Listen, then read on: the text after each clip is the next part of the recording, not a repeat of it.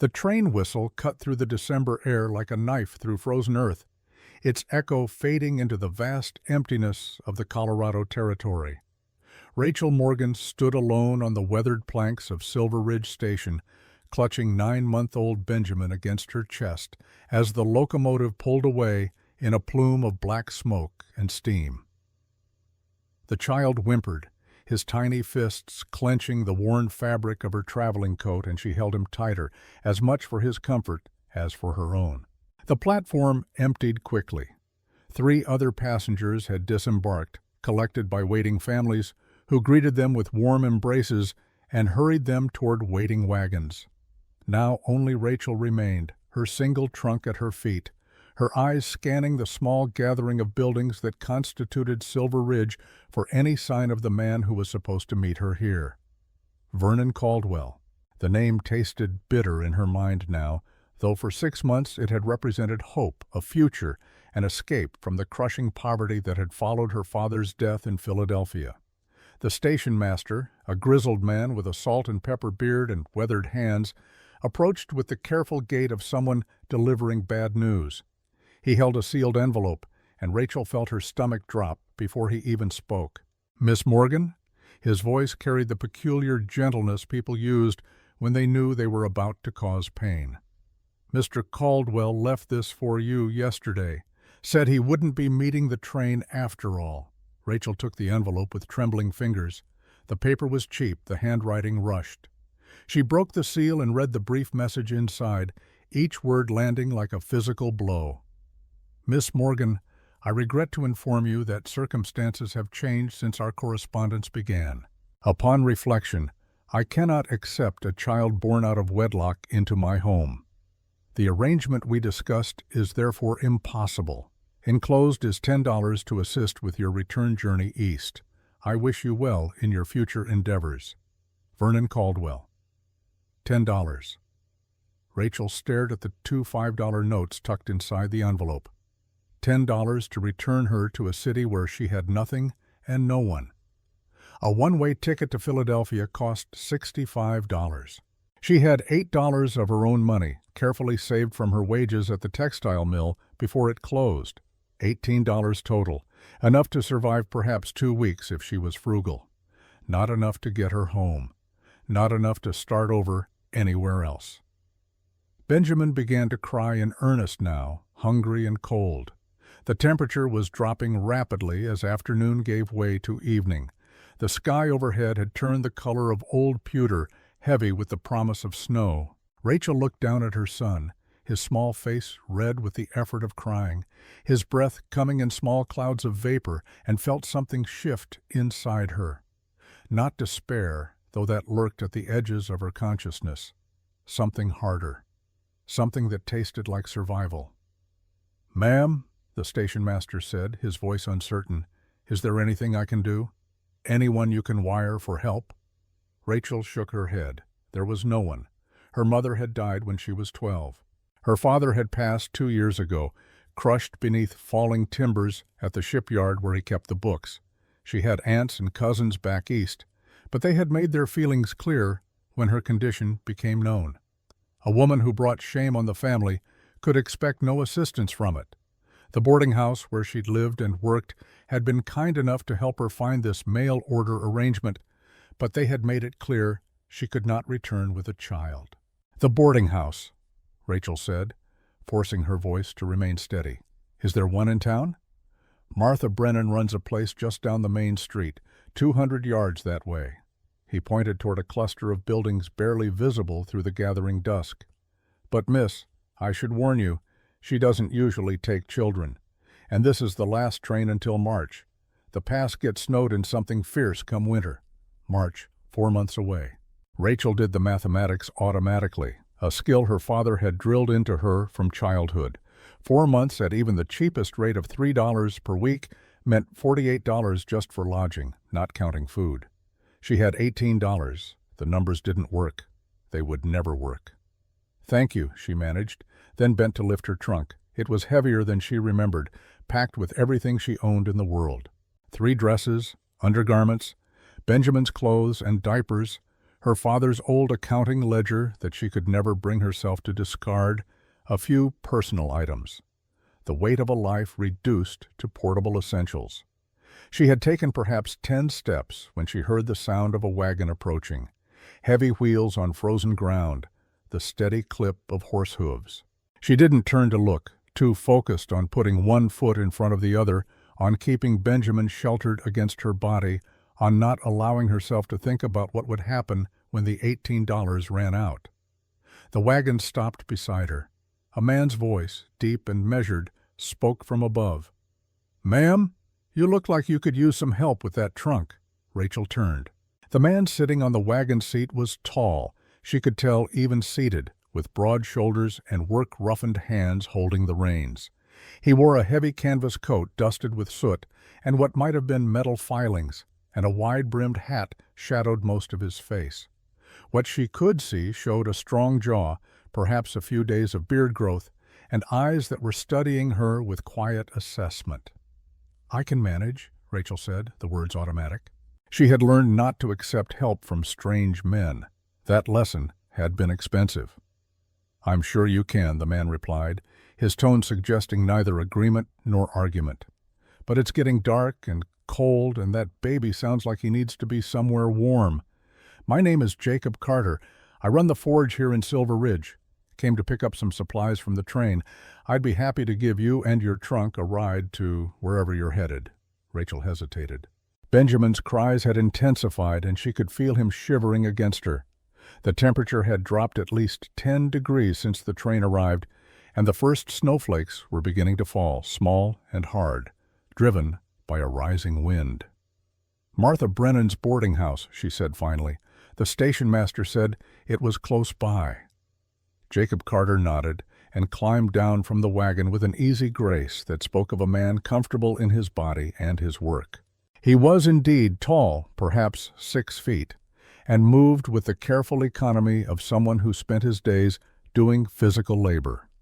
He lifted her trunk, as though it weighed nothing, and secured it in the back of the wagon among crates of what appeared to be coal and iron bars. "Up you go," he said, offering his hand to help her onto the seat. His palm was calloused, warm despite the cold, and steady. Rachel climbed up, settling Benjamin in her lap and trying to stop his crying with soft words and gentle rocking. Jacob took his seat and clicked to the horses. The wagon began to move, and Rachel felt the first small measure of relief she'd experienced since reading Vernon's letter. At least she wasn't walking through the snow with a baby in a trunk. At least there was this small kindness from a stranger. They rode in silence for a few moments. The main street of Silver Ridge revealed itself as they approached, a single dirt road lined with wooden buildings. She counted perhaps 20 structures total. A general store with a painted sign, a saloon with yellow light spilling from its windows, what looked like a church, its white steeple stark against the darkening sky. And there, toward the end of the street, a 2-story building with a hand-lettered sign that read Brennan's boarding house. "You just arriving in Silver Ridge?" Jacob asked, his voice carefully neutral. "Yes, today." "Meeting someone?" Rachel considered lying, but what was the point? By tomorrow the whole town would know her story anyway. Small towns were the same everywhere. "I was supposed to," she said. "The arrangement fell through." Jacob was quiet for a moment, and Rachel wondered what he was thinking. Probably making assumptions about the kind of woman who traveled alone with a baby to marry a man she'd never met, the same assumptions everyone made. "I see," he said finally, and there was something in his tone that made her look at him more closely. Not judgment exactly, more like understanding, or perhaps just the careful neutrality of a man who'd learned not to pry into other people's business. They reached the boarding house, and Jacob helped her down before retrieving her trunk. The building was larger up close, with a wide porch and several windows glowing with lamplight. Smoke rose from the chimney, carrying the faint smell of cooking food. Rachel's stomach clenched with hunger. She'd eaten nothing since breakfast, a small piece of bread and cheese consumed on the train. The front door opened before they could knock, and a woman stepped out onto the porch.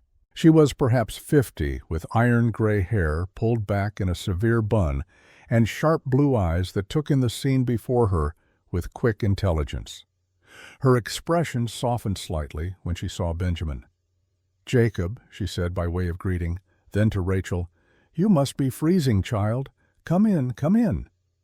Rachel followed her into a warm hallway that smelled of beeswax and baking bread. Jacob brought the trunk in behind them and set it down just inside the door. "Thank you," Rachel said, turning to him, "for your help." Jacob touched the brim of his hat. "No trouble at all, ma'am. Martha, I'll come by tomorrow to settle up for the coal." "You do that," Martha said, already ushering Rachel deeper into the house. "And take some of those biscuits in the kitchen before you go. You're too thin by half." A ghost of a smile crossed Jacob's face. "Yes, ma'am." He glanced once more at Rachel, something unreadable in his expression, then turned and left, the door closing softly behind him. Martha led Rachel into a small sitting room off the main hallway and gestured for her to sit. "Now then," she said, her voice kind but practical, "let's get the business sorted first. Then we can see about getting you and that baby warmed up. I charge $3 a week for a room, includes 2 meals a day. Laundry is extra, but I can do it for 50 cents a week if you need. How long are you planning to stay?" $3 a week. Rachel did the math again, felt the familiar panic rising. "I'm not entirely sure yet," she managed. "I was supposed to meet someone here, but the arrangement didn't work out. I need to figure out my next steps." Martha's sharp eyes studied her, taking in the quality of her dress, which was worn but well made, the way she held Benjamin with confident care, the intelligence in her face. "The mail order arrangement?" she asked bluntly. "Vernon Caldwell?" Rachel nodded, too tired to be surprised that Martha already knew. Of course she knew. In a town this small, everyone would know. "That man's a fool," Martha said with a sniff. "What's done is done, though. Question is, what are you going to do now? You got family back east you can wire for help?" "No," Rachel said. The word came out flat. Final. "No family. I have $18 I can pay for tonight and figure something out tomorrow." Benjamin chose that moment to begin crying again, louder now, his hunger and discomfort reaching a crescendo. Rachel felt tears threatening, the weight of everything pressing down on her shoulders. She was alone in a strange town with a baby and $18, and winter was closing in, and there was nowhere to go. Martha's expression softened further. "Hush now," she said, though whether to Rachel or Benjamin was unclear. "Let's get you both fed first. Worrying is better done on a full stomach. Come on to the kitchen." The kitchen was warm and bright, a large cast-iron stove radiating heat into the space. A pot of something that smelled wonderful simmered on the stove top, and fresh bread sat cooling on a wooden board. Martha ladled out a bowl of vegetable soup and set it before Rachel with a thick slice of bread. "Eat," she commanded. "I'll hold the baby while you do." Rachel wanted to protest, but Benjamin was crying too hard, and the soup smelled too good, and she was too exhausted to maintain her pride. She handed Benjamin to Martha and picked up the spoon with trembling hands. The soup was simple but good, thick with potatoes and carrots and some kind of meat.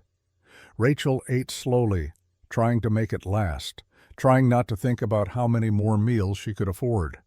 Martha held Benjamin with the practiced ease of a woman who'd raised children of her own, rocking him gently and humming something low and soothing.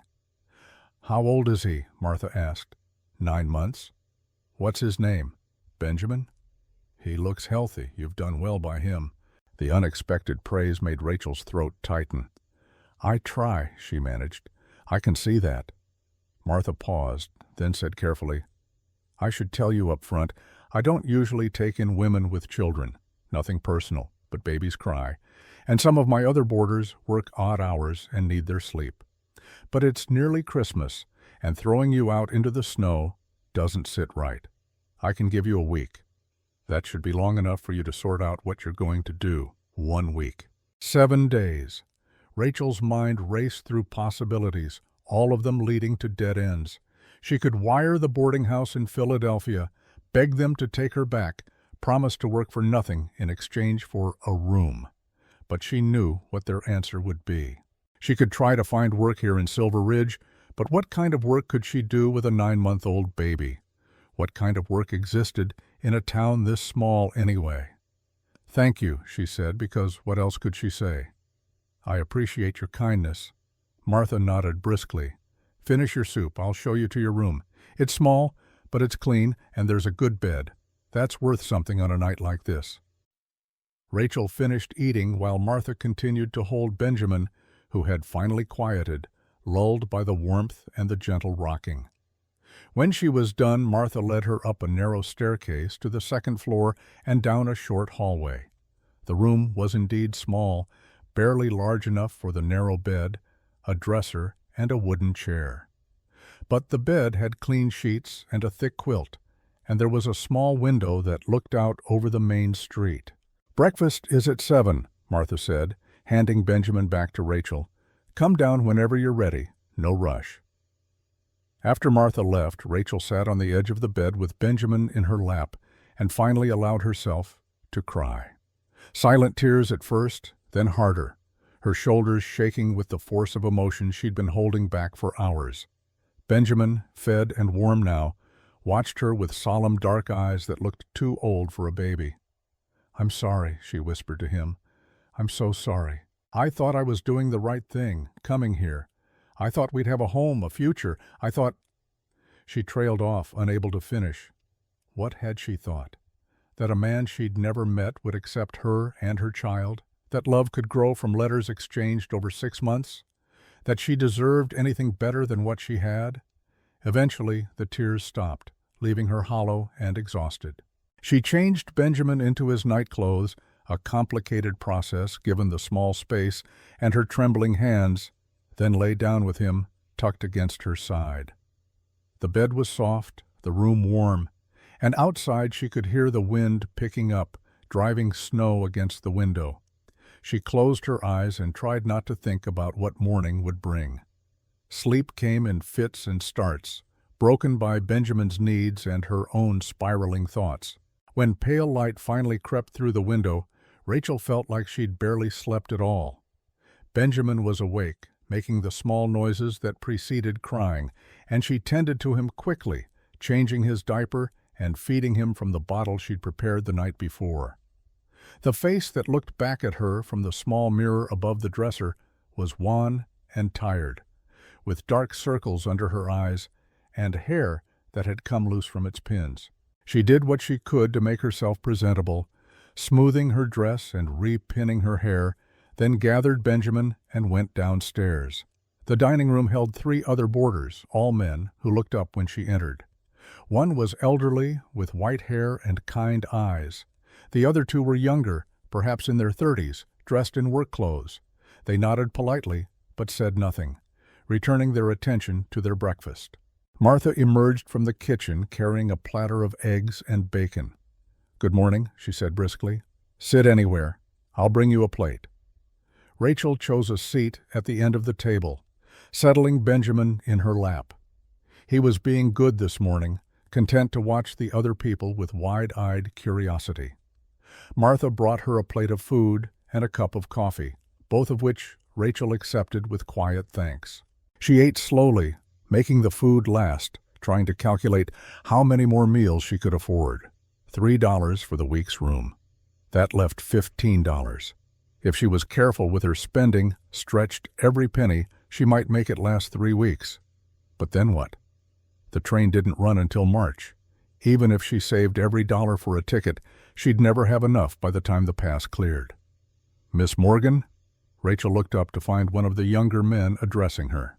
He had sandy hair and a weathered face that suggested outdoor work. "Yes?" "Name's Tom Bradley. I run a small ranch about 5 miles out of town. Martha mentioned you might be looking for work."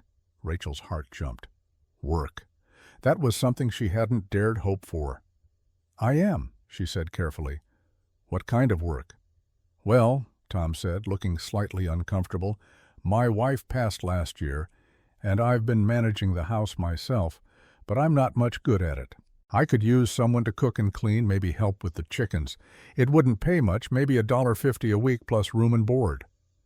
$1.50 a week. It wasn't enough to save for a ticket east, but it was something. It was survival. Rachel opened her mouth to accept, but Tom continued, his discomfort increasing. Thing is, I couldn't take the baby. It's just me out there, and it wouldn't be proper, you understand. But maybe Martha here could watch him during the day, and you could see him evenings and Sundays. Rachel felt something crack inside her chest. Give up Benjamin during the week? Leave him with strangers while she worked? He was only 9 months old.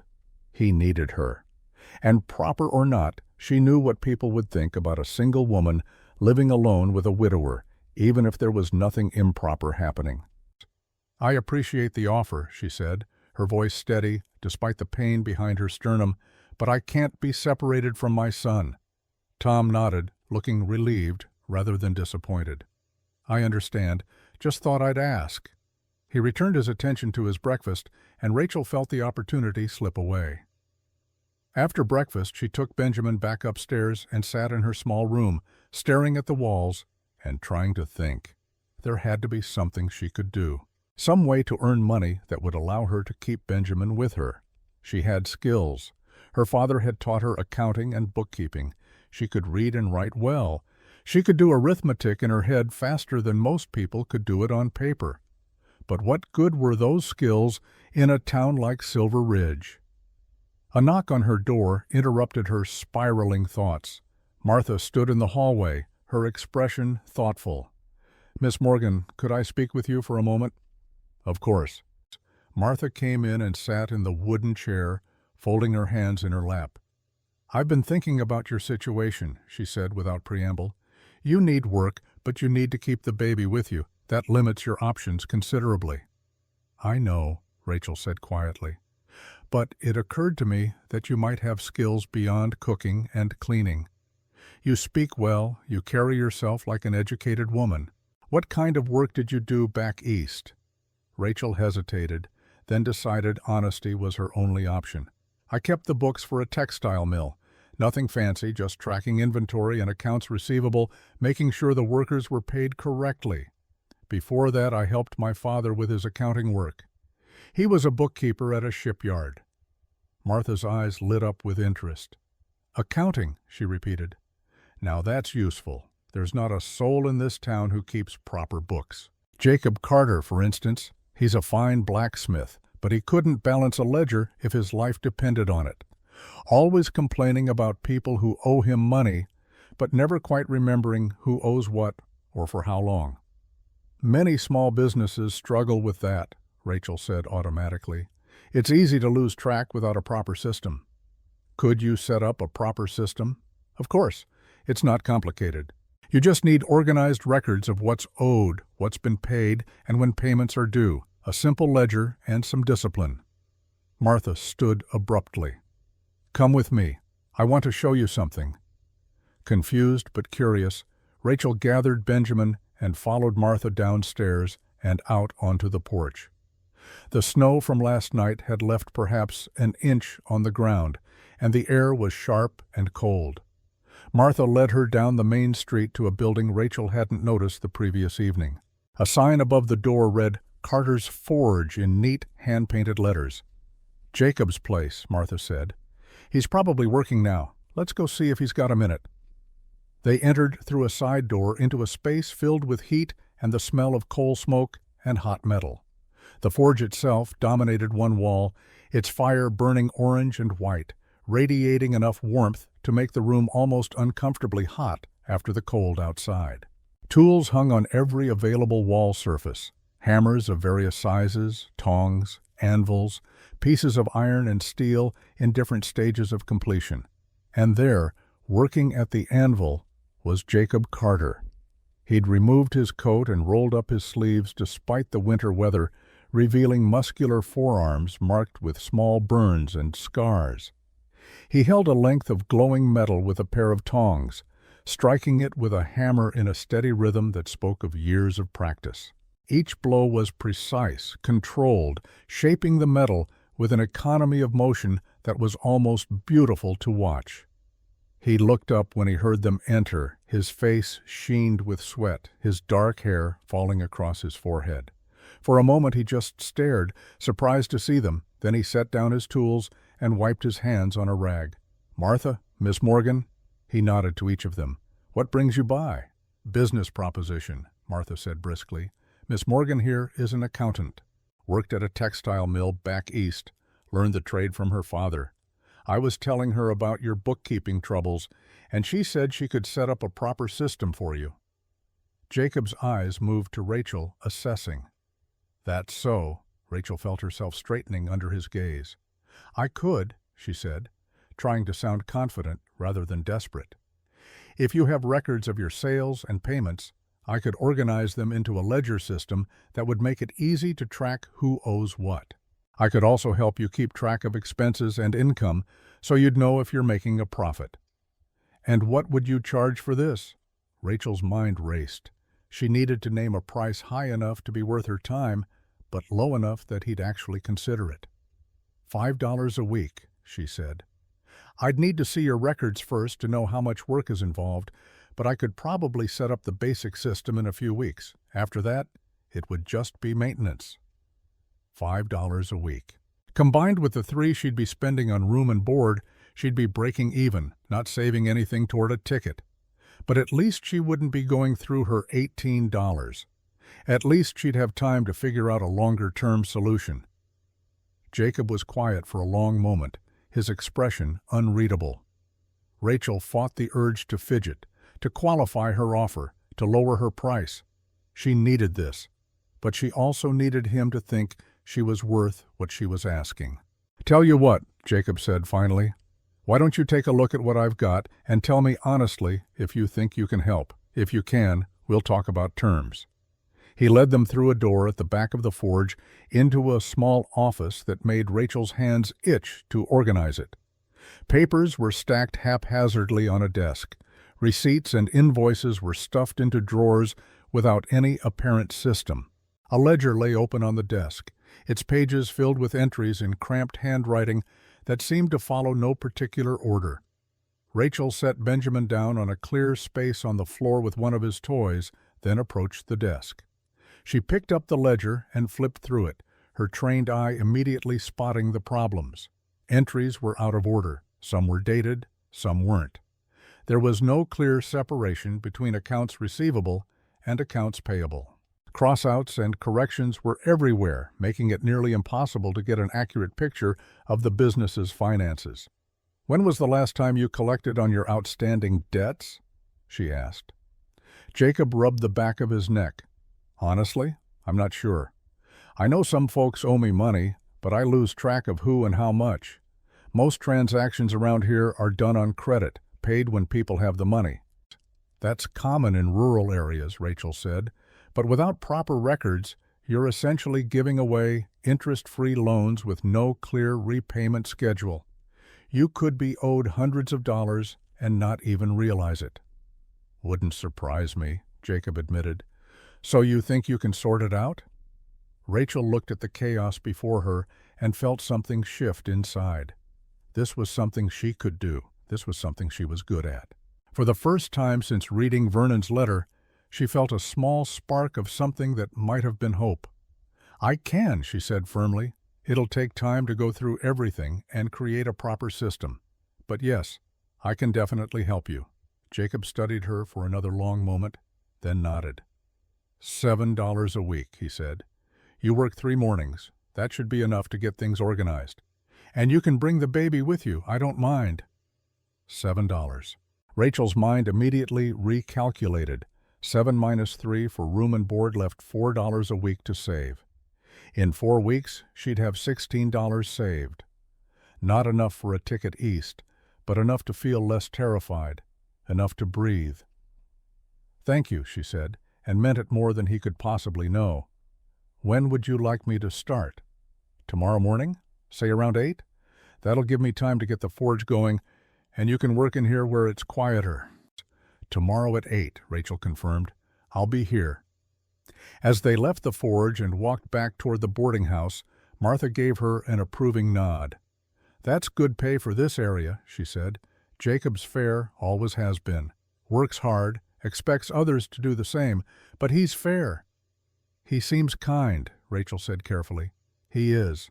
Lost his wife a few years back. Childbirth. He doesn't talk about it much, but it changed him. Made him quieter, more withdrawn. But he's a good man. You'll do well working for him." That night, Rachel lay in bed with Benjamin asleep beside her and allowed herself to feel something other than panic for the first time in days.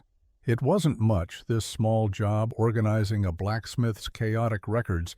It wouldn't get her back to Philadelphia. It wouldn't change the fact that she was alone in a strange town with a child and uncertain future. But it was something. It was a foothold, however small, in a world that had seemed determined to knock her down. She thought about Jacob Carter, about the way he'd looked at her in the forge. Not with pity, exactly, and not with the judgment she'd grown so accustomed to seeing in people's eyes when they looked at her and Benjamin. Just a straightforward assessment, the kind a craftsman might give a tool, determining whether it would serve its purpose. She'd proven she could serve a purpose. That was enough for now. Outside, the wind howled through Silver Ridge, driving snow against the window and rattling the glass in its frame. Winter had well and truly arrived, sealing them all into this small pocket of civilization until spring. Rachel pulled the quilt higher and closed her eyes, and for the first time since boarding the train in Philadelphia, she slept without crying. The next morning dawned clear and brutally cold. Rachel dressed carefully in her most practical dress, pinned her hair back severely, and bundled Benjamin in every warm layer she could find. At precisely 8 o'clock, she presented herself at the forge's side door. Jacob was already working, the forge blazing, the sound of hammer on metal ringing through the space. He looked up when she entered and gestured toward the back office with his hammer. "All yours," he said. "Holler if you need anything." The office was exactly as chaotic as she remembered. Rachel set Benjamin down with his toys, then rolled up her sleeves and began. She started by sorting the loose papers into rough categories: receipts for materials purchased, invoices for work completed, payment records, miscellaneous correspondence. As she worked, a picture began to emerge of the forge's finances, and it wasn't pretty. By her rough count, Jacob was owed at least $700 in outstanding debts, some going back more than 6 months. His expenses for materials were inconsistently tracked, making it impossible to know if he was charging enough for his work to turn a profit. Several customers appeared to have been significantly undercharged, probably because Jacob had lost track of how many hours he'd spent on their projects. After 2 hours of sorting, Rachel had enough information to attempt a preliminary assessment. She took her notes and went out into the main forge area. Jacob was taking a break, drinking water from a tin cup and wiping sweat from his forehead despite the winter cold outside. "Can I show you something?" Rachel asked. He nodded and followed her back to the office. She spread her preliminary ledger on the desk, pointing to the figures she'd compiled. "Based on what I've found so far," she said, "you're owed approximately $782 in outstanding payments. The largest single debt is $346 owed by Henry Walsh at the general store. He hasn't made a payment in 6 months." Jacob stared at the numbers, his expression darkening. $782?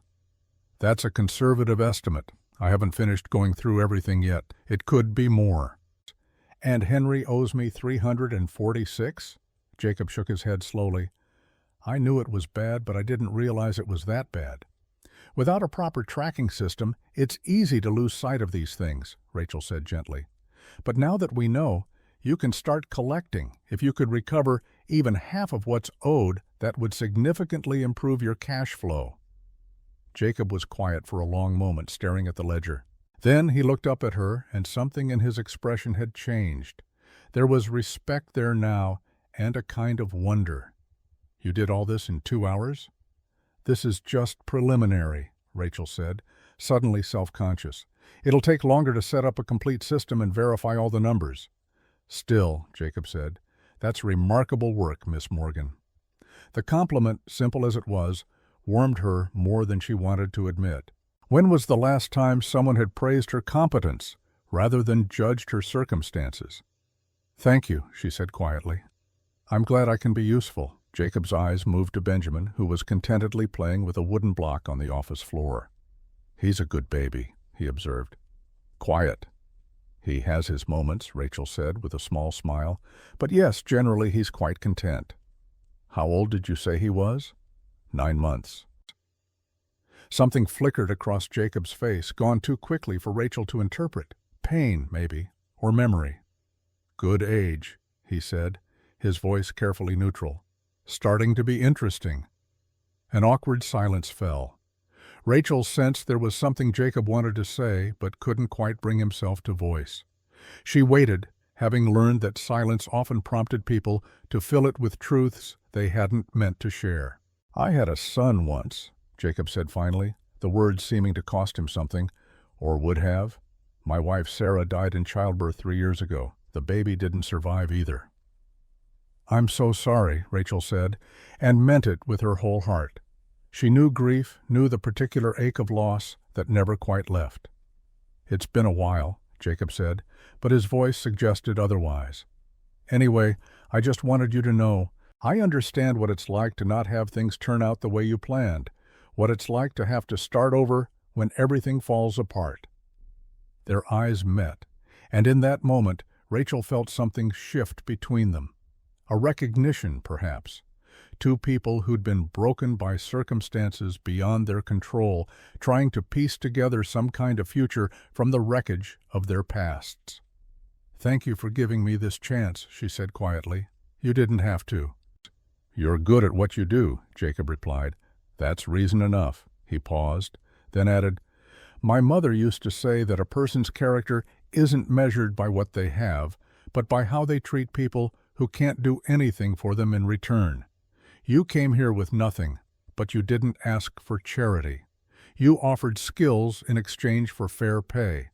That says something about your character." Rachel felt tears threatening and blinked them back. "Your mother sounds like a wise woman." She was. Jacob picked up his water cup and drained it. "I should get back to work. Got a wagon wheel rim that needs finishing by tomorrow. You take whatever time you need in here."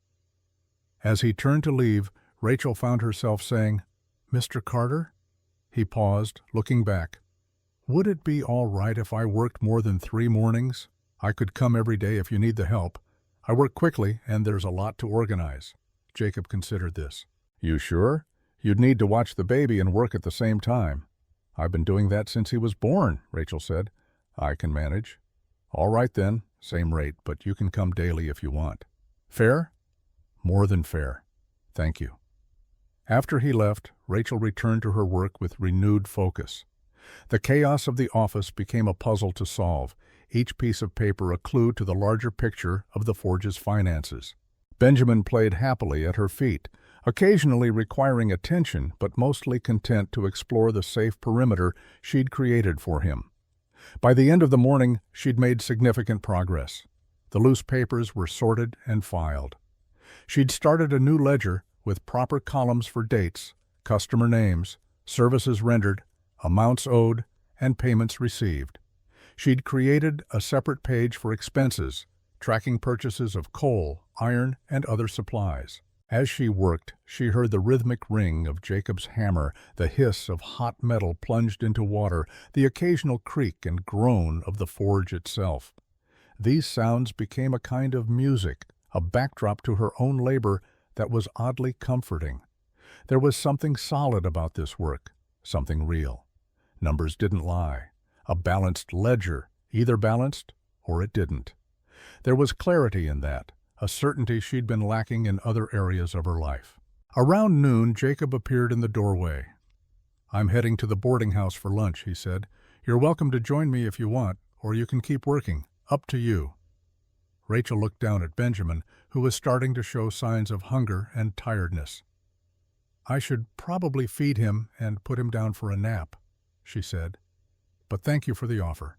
Another time, then. Jacob pulled on his coat. You've done good work this morning, Miss Morgan. Real good work. After he left, Rachel gathered Benjamin and her things and walked back to the boarding house through the cold midday air. Martha had lunch waiting, a simple meal of bread and soup that Rachel ate while Benjamin nursed, and then she took him upstairs for his nap. As she sat in her small room, rocking her son and listening to his breathing slow and steady into sleep, Rachel allowed herself to take stock of her situation. She had a job. She had a place to stay. She had, for the moment, enough money to survive. It wasn't what she'd dreamed of when she left Philadelphia. It wasn't the fresh start with a ready-made family that Vernon's letters had promised. But it was something she'd earned through her own skills and effort. And there was a kind of dignity in that.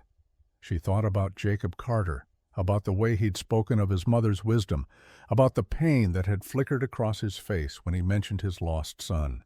He was a man who understood grief and loss, who'd learned to keep living despite them. Maybe that was what she needed to learn too.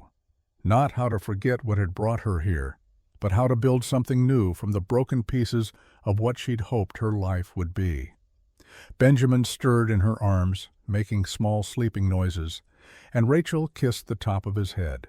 Whatever else happened, she had him. And for now, that would have to be enough. The weeks that followed established a rhythm that Rachel found herself settling into with surprising ease. Each morning she would wake before dawn, tend to Benjamin's needs, then make her way through the frozen streets of Silver Ridge to the forge. Jacob was always there first, the fire already blazing, the air already thick with the smell of coal smoke and heated metal. He would nod his greeting, she would nod hers, and then they would each turn to their respective labors in a companionable silence that required no words. Rachel's preliminary assessment had been conservative. By the end of the second week, she'd uncovered nearly $900 in outstanding debts, some dating back more than a year. The discovery had left Jacob shaking his head in disbelief, but Rachel felt only the quiet satisfaction of a job being done properly. She created a new filing system, built detailed ledgers for both receivables and payables, and established payment schedules that would allow Jacob to collect what he was owed without driving his customers into bankruptcy. The work absorbed her completely. The work demanded precision and patience, qualities Rachel had in abundance. Her father had taught her that good bookkeeping was more than just recording transactions. It was about understanding the flow of money through a business, about seeing patterns and making predictions, about giving someone the information they needed to make sound decisions. Benjamin adapted to the routine with the easy flexibility of infancy. He would play on a blanket Rachel spread on the office floor, surrounded by wooden blocks and simple toys Jacob had quietly begun leaving for him. Sometimes he would fuss, and Rachel would have to pause her work to feed him or change him or simply hold him until he settled. But mostly he was content, fascinated by the play of light through the office window or the distant sounds of Jacob's hammer ringing against iron. It was during the third week that Rachel first confronted Henry Walsh about his outstanding debt. She had been dreading the conversation, uncertain how a man would react to a woman, and an outsider at that, demanding payment for bills he'd apparently been ignoring for months. But the books were clear. Henry Walsh, proprietor of the Silver Ridge General Store, owed Jacob Carter $346 for various repairs and custom ironwork dating back 7 months. She drafted a polite but firm letter detailing the debt and requesting a payment schedule, then presented it to Jacob for his approval. He read it through twice, his expression unreadable. "This is good," he said finally. "Professional, but Henry's not going to like it. People rarely like being reminded of their debts," Rachel replied, "but that doesn't make the debt any less real." True enough. Jacob folded the letter and tucked it into his pocket. "I'll deliver it myself this afternoon. That way, if he wants to argue about it, he can argue with me, not you." But Henry Walsh had other ideas.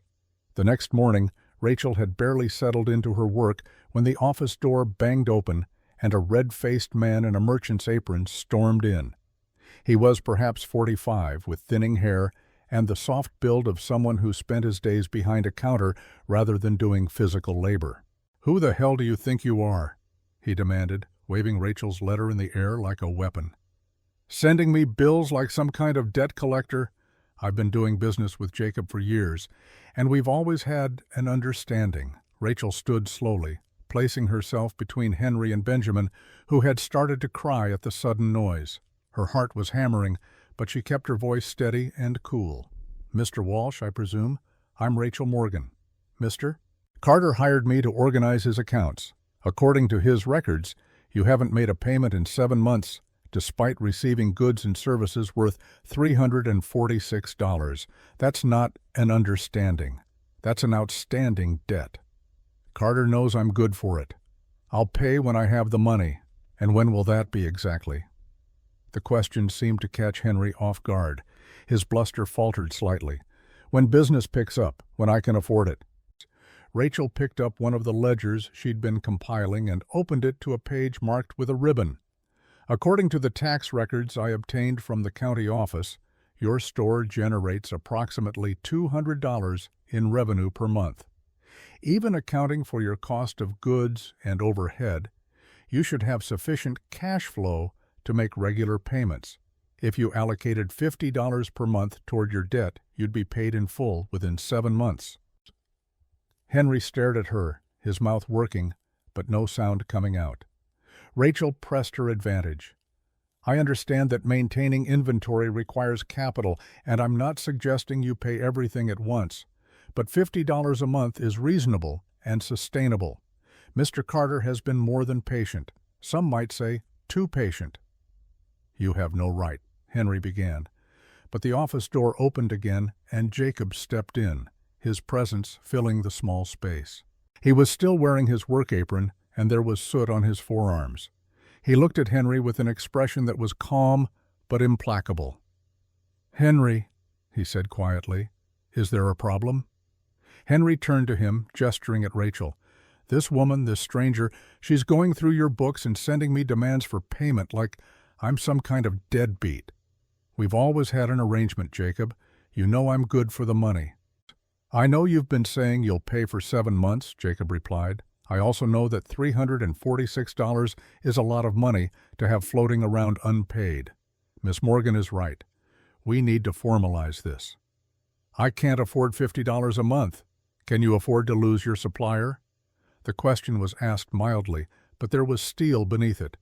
"Because if I can't collect on what you owe me, I can't afford to extend you any more credit. And without iron fittings and repairs, how long do you think your store will stay operational?"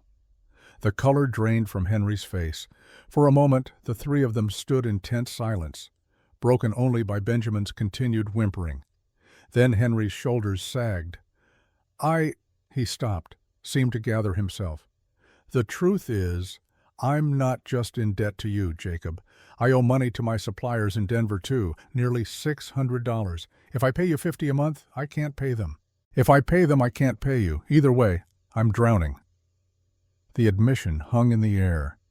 Rachel saw Jacob's expression soften slightly, and she felt a pang of sympathy herself.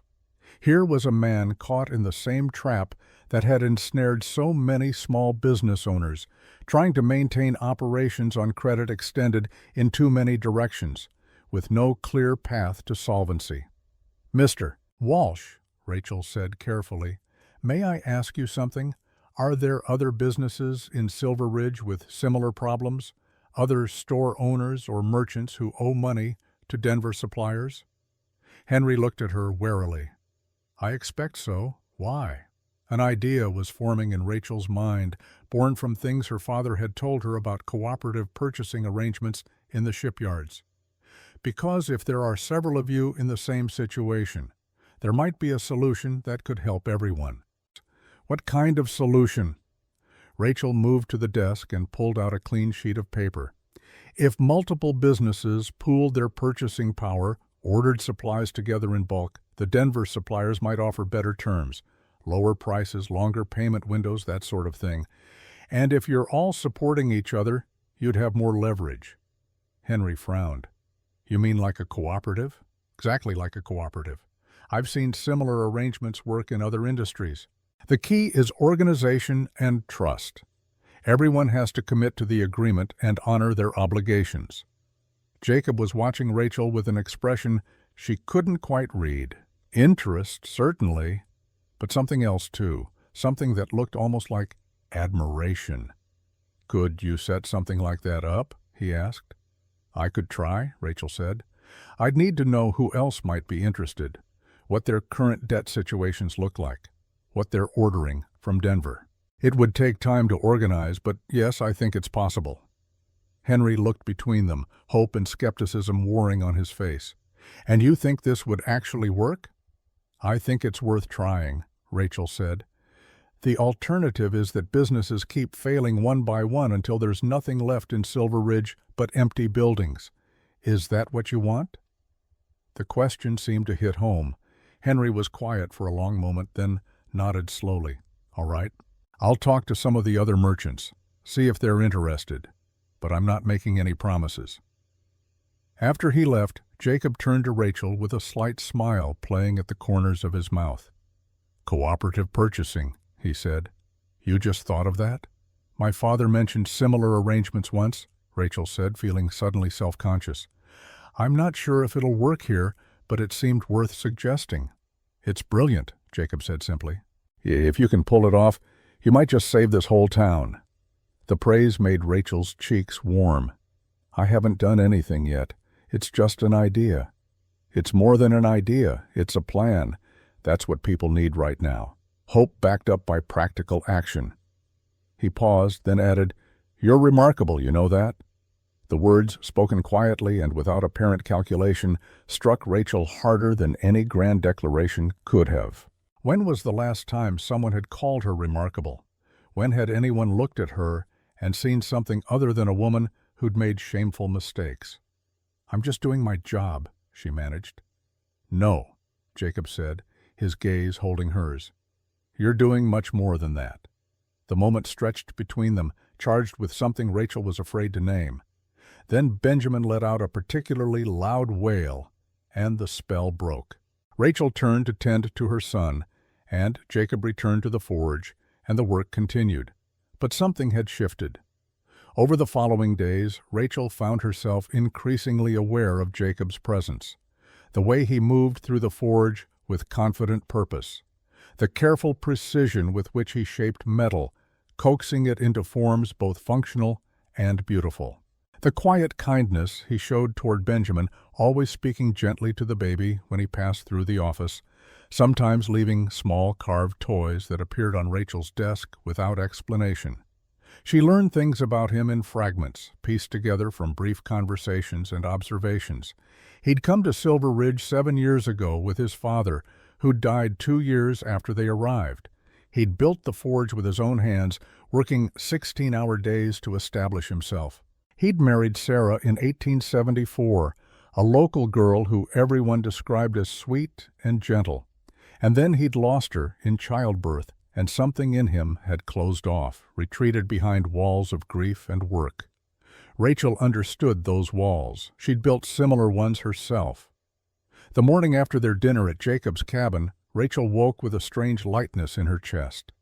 The fears that had plagued her for months seemed smaller somehow. Pushed back by the simple truth Jacob had spoken, he loved her. Not despite her circumstances, but knowing them fully. That changed everything. She arrived at the forge earlier than usual, finding Jacob already at work but watching for her through the window. Their eyes met, and he smiled, that small dimple appearing in his right cheek. No words were necessary. The understanding between them had shifted from possibility to certainty. Rachel threw herself into the cooperative work with renewed purpose. If Jacob believed in her enough to offer his heart, she would prove worthy of that belief. She would save this town, build something lasting, create a future that honored the faith he'd placed in her. The cooperative purchasing plan took 3 weeks to organize properly. 3 weeks during which Rachel worked longer hours than she'd ever worked in her life. The cooperative purchasing plan took shape slowly. Henry Walsh talked to the other merchants, and 4 of them agreed to meet with Rachel to discuss the possibility. She spent an entire evening preparing a presentation, calculating potential savings, outlining the organizational structure that would be needed. When the meeting day arrived, she found herself surprisingly nervous. They gathered in the back room of Henry's store on a cold afternoon.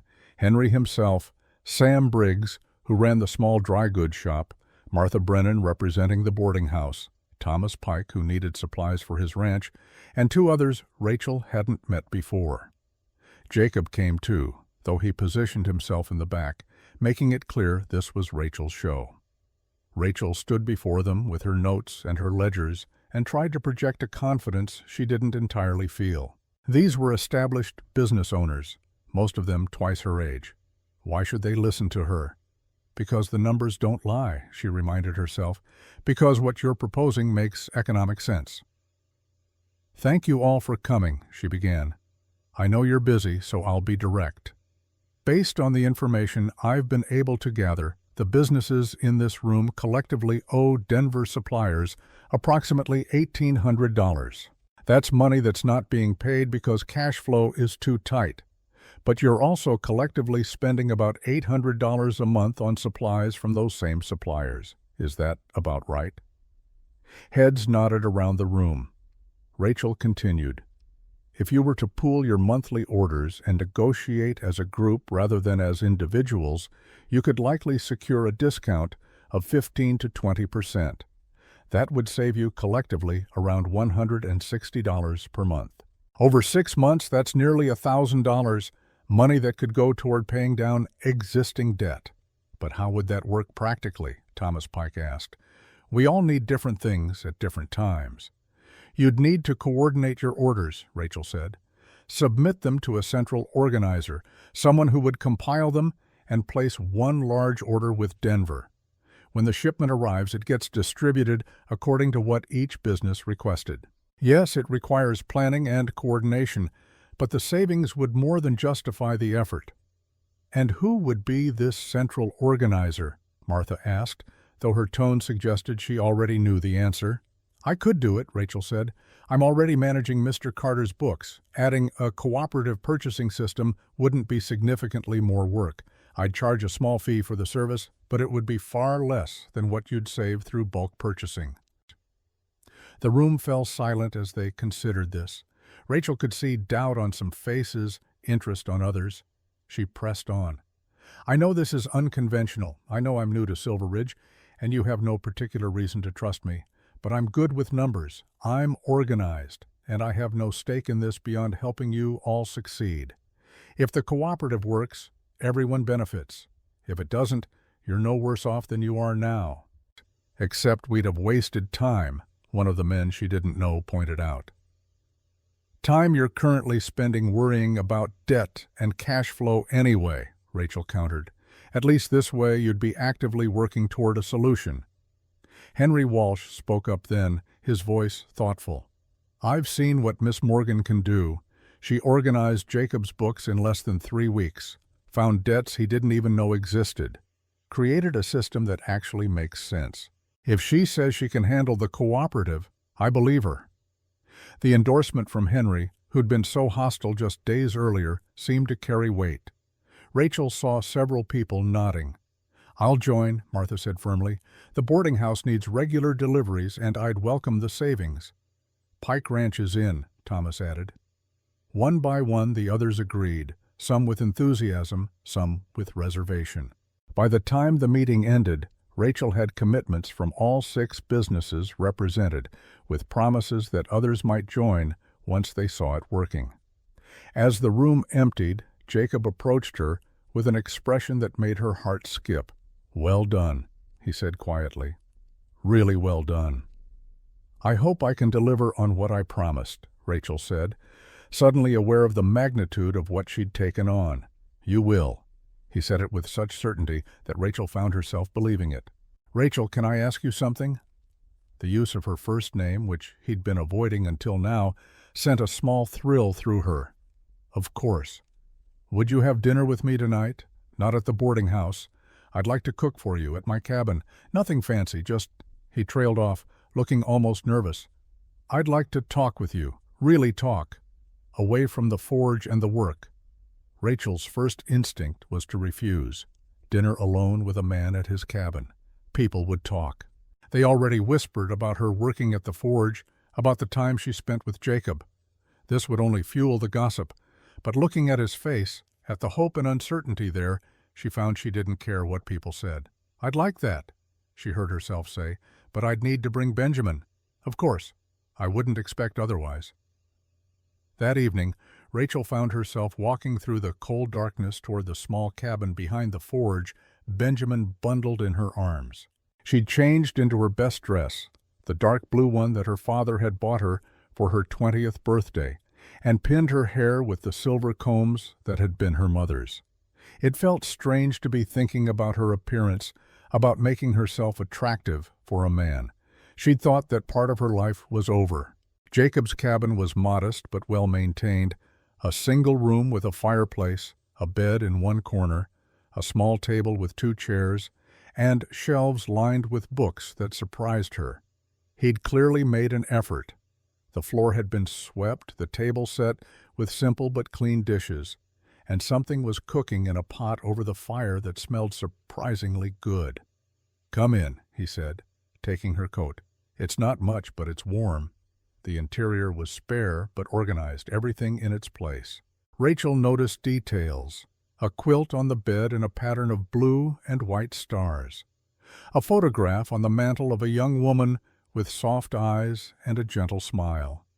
Sarah, she assumed, tools hanging neatly on the walls, each in its designated spot, a stack of books on a small shelf, their spines showing titles ranging from practical manuals to poetry. "You read poetry?" she asked, surprised. Jacob looked almost embarrassed. "Sarah liked me to read to her in the evenings. I kept up the habit after she was gone. Helps me think." The admission touched something in Rachel. She'd imagined him as purely practical, a man of physical work and little else. But here was evidence of an inner life, of someone who sought beauty in words as well as in the shapes he coaxed from iron. He'd made stew, simple but hearty, and bread that was only slightly burned on the bottom. They ate at the small table while Benjamin played on a blanket Jacob had spread by the fire, and for a while they talked of inconsequential things: the weather, the forge, the cooperative purchasing plan. But eventually, as the meal ended and the fire burned down to glowing coals, the conversation turned deeper. "Can I ask you something?" Jacob said, refilling her cup with water. "You don't have to answer if you don't want to." "All right.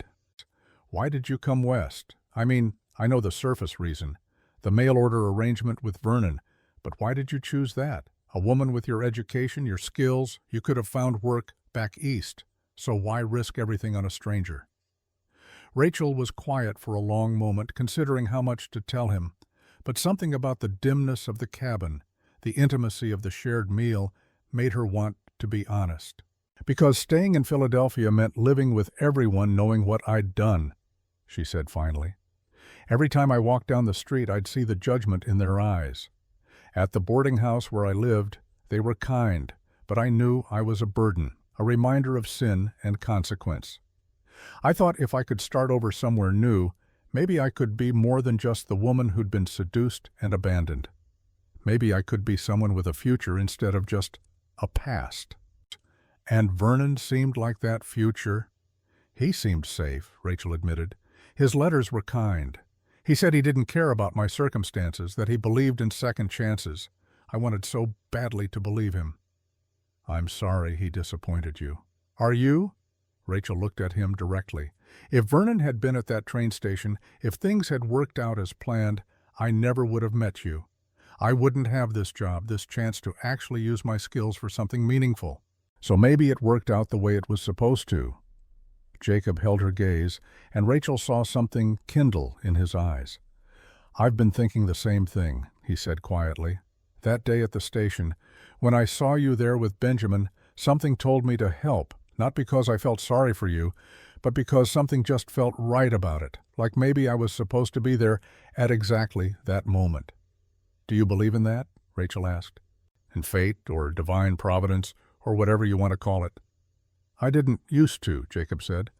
After Sarah died, I thought if there was any kind of plan to the universe, it was a cruel one. But lately, I've been wondering if maybe I was wrong. If maybe sometimes terrible things happen not because they're meant to, but so that something else can happen afterward, something that wouldn't have been possible otherwise. He rose and moved to the mantel, picking up the photograph of Sarah. He looked at it for a long moment, then turned back to Rachel. Sarah was a good woman, he said. Kind and gentle and everything people said about her. I loved her. I still do, in a way. But we were young when we married, and we didn't really know each other that well. We were building something, but it was fragile. And when she died, it broke me in ways I'm still not entirely sure I understand. He set the photograph down and came to sit across from Rachel again. What I'm trying to say is that I've been alone for 3 years. Thought I'd be alone forever, honestly. Couldn't imagine feeling anything for anyone again. And then you showed up, and everything started changing. You made me remember what it feels like to want to talk to someone, to share things with them. You made my cabin feel empty in a way it hasn't felt before. Rachel's heart was pounding. Jacob, I know it's too soon, he said quickly. I know you have your own grief, your own history. I'm not asking for anything, Rachel. I just wanted you to know that these past few weeks, working with you, watching you take on the whole town's problems and solve them like it's nothing, seeing you with Benjamin and knowing how hard you're fighting for him, it's made me feel alive again. The words hung in the air between them. Rachel felt tears threatening and blinked them back. No one had ever spoken to her like this. Not the man who'd fathered Benjamin, certainly. Not Vernon in his carefully crafted letters. No one had ever looked at her circumstances, her struggles, and seen strength instead of shame. Benjamin isn't my nephew, she said, the words tumbling out before she could stop them. I told Vernon that in my letters because I thought he'd be more likely to accept me if he believed the child wasn't mine. But Benjamin is my son. His father was the owner of the textile mill where I worked. He promised me marriage, promised me a future, and when I told him I was pregnant, he denied everything. His family had me fired, blacklisted me from working at any other mill in Philadelphia. That's why I was at that boarding house. That's why I had to leave. She waited for Jacob's expression to change, for the respect in his eyes to turn to judgment or pity or disgust. But it didn't. He simply nodded, as if she'd confirmed something he'd already suspected. I know, he said gently. Rachel stared at him. You know? I've suspected from the beginning. The way you hold him, the way you look at him. That's not an aunt's love, Rachel. That's a mother's. And it doesn't change anything about how I see you. It should, Rachel said, her voice breaking slightly. I'm not respectable. I'm exactly what people whisper about. A woman who gave herself to a man outside of marriage and bore his child. You're a woman who was lied to and betrayed, Jacob said firmly. You're a mother who's fighting to give her son a decent life. You're one of the smartest people I've ever met, and one of the strongest. That's what I see when I look at you. The tears came then, silent and unstoppable. Jacob reached across the table and took her hand, his grip warm and steady. I'm falling in love with you, Rachel Morgan, he said quietly. I fought it at first, told myself it was too soon, that I was being disloyal to Sarah's memory, that I barely knew you. But the truth is, I do know you. I see who you are every day, and everything I see makes me want to know more. Rachel squeezed his hand, unable to speak around the lump in her throat. On the blanket by the fire, Benjamin had fallen asleep, his small chest rising and falling with the peaceful rhythm of infant slumber. The cabin was warm and quiet, and for the first time since leaving Philadelphia, Rachel felt something she hadn't dared to hope for. She felt like she might be coming home. I don't know what to say, she managed finally. I don't know if I'm ready for this. "Then don't say anything yet," Jacob said. "We have time. Let's just see what happens." But even as he said it, even as Rachel nodded her agreement, she knew something fundamental had shifted between them. The careful professional distance they'd maintained was gone, replaced by something raw and real and terrifying in its intensity. She stayed another hour, talking quietly while Benjamin slept. They spoke of their childhoods, their lost parents, their hopes for the future. Jacob told her about building the forge, about the satisfaction of creating something useful from raw materials. Rachel told him about her father teaching her mathematics, about the joy she'd found in making numbers tell coherent stories. When she finally gathered Benjamin and prepared to leave, Jacob helped her into her coat with a gentleness that made her breath catch. "Thank you," she said, "for dinner, for everything you said." "Thank you for listening," he replied, "for not running away when I told you how I felt." "I'm done running," Rachel said, and realized as she said it that it was true. "I spent too long running from Philadelphia, from my past, from who I am. Maybe it's time to stand still and see what comes to me instead." Jacob smiled, and in that moment, standing in the doorway of his cabin, with snowflakes beginning to fall around them, Rachel felt something bloom in her chest. Not quite love, not yet, but the possibility of it. The hope that maybe, just maybe, she deserved something good after all. As she walked back to the boarding house through the quiet streets, Benjamin warm and heavy in her arms, Rachel found herself thinking about what Jacob had said, about terrible things happening so that other things could follow, about being broken so that you could be remade into something stronger. She didn't know what the future held. The cooperative purchasing plan might fail. Jacob's feelings might change. The whole town might turn against her once they learned the truth about Benjamin. But for tonight, walking through the snow under a sky full of stars, she allowed herself to believe that maybe, just maybe, everything was going to be all right.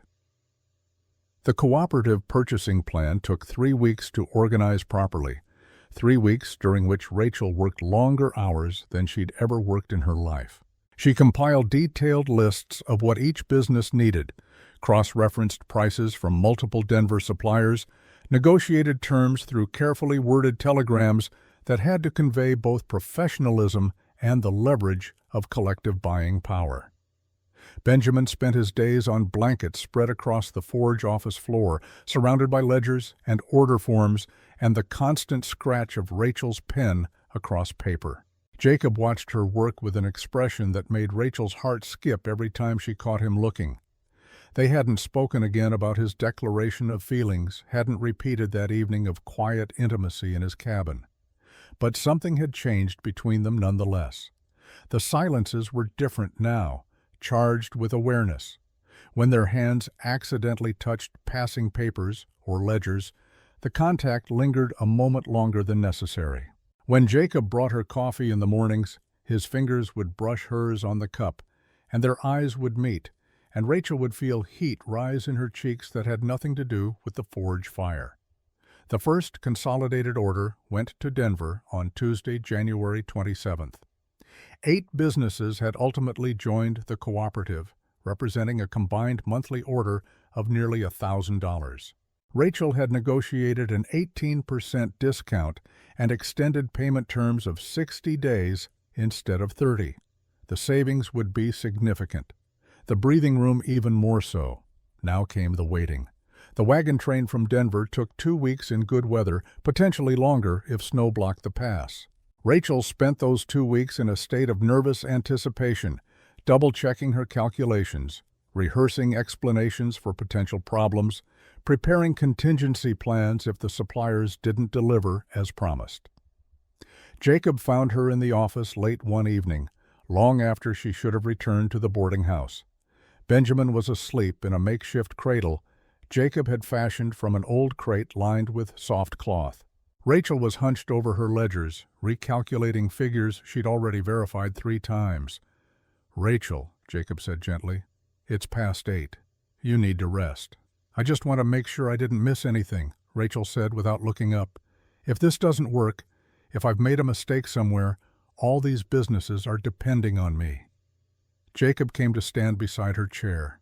He placed one hand on her shoulder, and the warmth of his touch seemed to seep through her dress, through her skin, directly into the knot of tension in her muscles.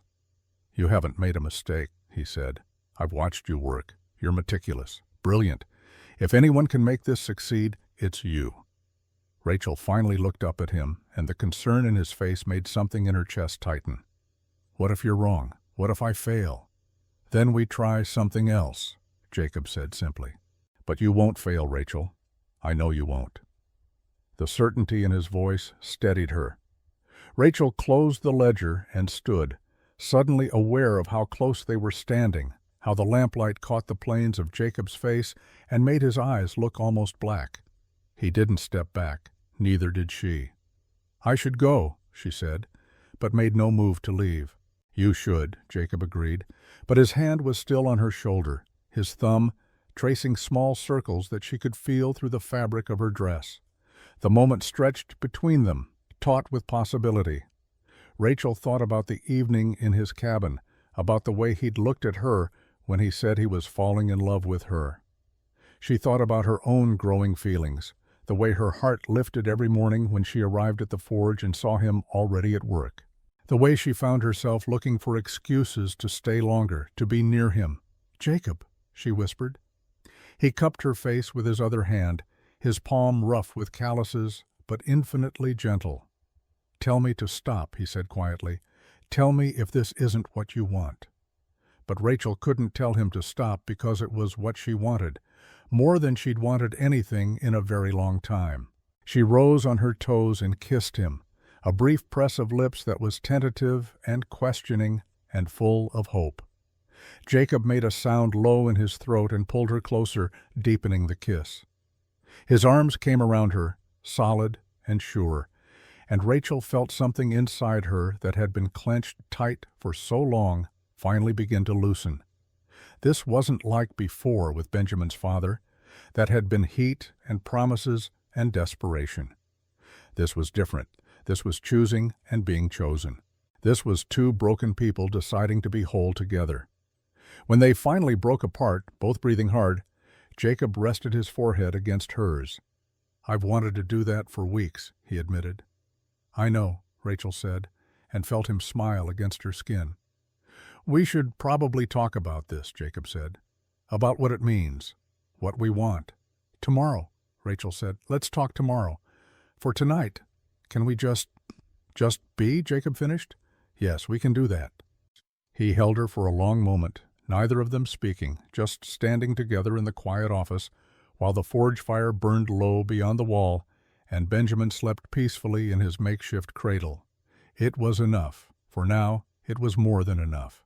The Denver shipment arrived on Thursday, February 13th, 17 days after the order was placed. Rachel stood in the freezing cold outside Henry Walsh's store, watching as 4 heavily loaded wagons pulled to a stop on the main street. Her breath came in clouds of vapor, her hands clenched in the pockets of her coat. This was it. The moment that would prove whether her plan worked or whether she'd led 8 businesses into deeper trouble. Jacob stood beside her, a steady presence.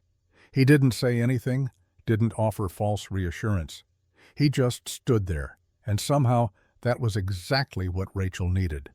The wagon master was a grizzled man named Tom, who'd been making the Denver run for 15 years. He consulted the manifest Rachel had sent, then began directing his men to unload. Rachel checked each delivery against her records, her pencil flying across the pages as she verified quantities and quality. Martha's flour and coffee, Thomas Pike's feed and tools, Sam Briggs' dry goods. Everything appeared to be in order. By the time the last crate was unloaded and distributed, a small crowd had gathered. The business owners stood in a loose circle, examining their deliveries with expressions ranging from satisfaction to wonder. "It all came," Henry Walsh said, as if he couldn't quite believe it. "Everything we ordered, and the prices are exactly what you quoted." "That's what happens when you honor agreements," Rachel said, trying to keep the relief out of her voice. Denver suppliers delivered as promised because we gave them a large, organized order with clear terms. They'll continue to deliver as long as we continue to be reliable customers. Martha Brennan was examining a bag of coffee beans. "These are good quality," she said. "Better than what I usually get. And you said we saved 18%? On this order, yes. If we maintain consistent volume, we might be able to negotiate an even better rate in the future." Thomas Pike, who'd been skeptical from the start, stepped forward at him. "Miss Morgan, I owe you an apology. When you first proposed this, I thought it was too complicated to work, but you've proven me wrong. This is impressive."